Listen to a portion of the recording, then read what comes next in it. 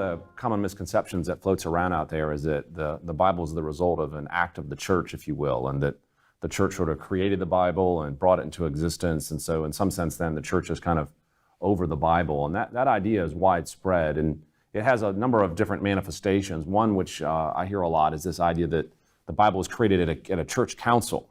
Usually it's the Council of Nicaea in the 4th century that's mentioned. And usually the shadowy figure of Constantine is put there as someone just working his plan from the background. And so he supposedly manipulates things and gets the Bible he wants and creates the sort of first Bible for the church that everyone's agreed on. And then suddenly you have the Bible as the result of the decisions of men in the 4th century. And so it creates this idea that the Bible is this human invention. It's entirely an accident of history. It's something that you can't really put much stock in because it's all political anyway. This is the sort of idea that you get from it.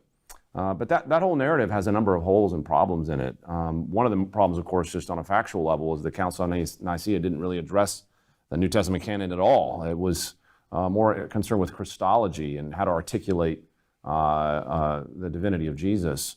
And so it really has nothing to do with that. The other mistake with that is this idea that it was not until the 4th century that Christians really thought about what books were in their Bibles. And we can see the emergence of the canon all the way back in the 2nd century. So the idea that a later church council created the Bible just is out of sync with the chronology. Christians already had a Bible long before that. Not only an Old Testament that functioned, but a core collection of New Testament books that functioned very early.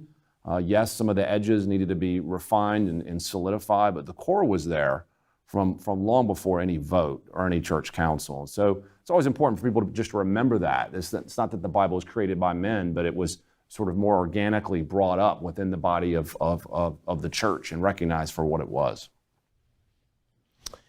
If you word the question a slightly different way, did the church create the Bible, or did the Bible create the church? There is a sense in which, even though absolutely everything that Mike said is entirely truthful, there's a sense in which both are true. The Bible dares speak of the apostles and prophets as the foundation of the gospel. Now, what is meant by that is not that they invented it, or they created it, or they created manuscripts holus bolus or anything like that, but they were God's duly appointed, Christ-ordained mediators of this early revelation, which issued in God-inspired texts actually given by God. In that sense, there is a sense in which the early apostles and apostolic leaders contributed under the grace of Christ to give us documents that are fully authoritative. But granted that that's happening already in the 1st century, then to imagine that somehow the church creates the documents in the 4th century or authorizes them in the 4th century runs afoul of all of the timing problems that Mike has already brought up. So it depends on which group you're answering. If you are answering Muslims who are influenced by liberal Christian thought, then the answer Mike gives is exactly right. But if you're answering Muslims who are saying, look, in their case, the Bible was given by just plain flat-out dictation.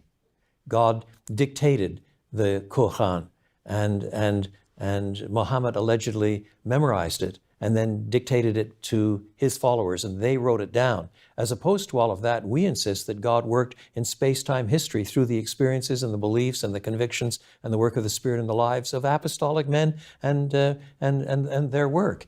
It is an historically mediated revelation from God that nevertheless is fully and authoritatively, verbally inspired by God.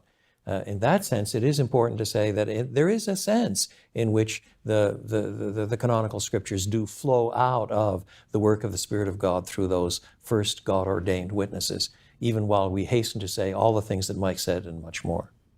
Yeah, and I think you could add a whole another set of layers to this in terms of thinking about the relationship between the church and the Bible. I mean, part of the conception in people's minds is that these documents were written in the 1st century just sort of as friendly advice to the church, and it wasn't until the 4th century that the church decided, these are great books. I say that we make these scripture and sort of infuse authority into them.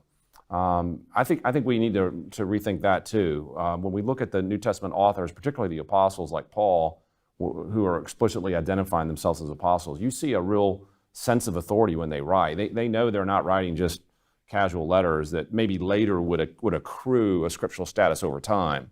But there seems to be a sense in which Paul understood him to be standing and speaking with the authority of Christ even then, and his audience seemed to recognize that as well. So when you ask the question of where the authority came from, it can't be a later vote or a later church council. It seems to be sort of innately built in to the documents themselves. So I think these two angles can round out that whole discussion of how to think about that issue of church versus Bible. It's worth remembering the apostles' words at the end of 1 Corinthians 14. If anybody is questioning what Paul is writing, let him acknowledge that what Paul is saying is the Lord's command.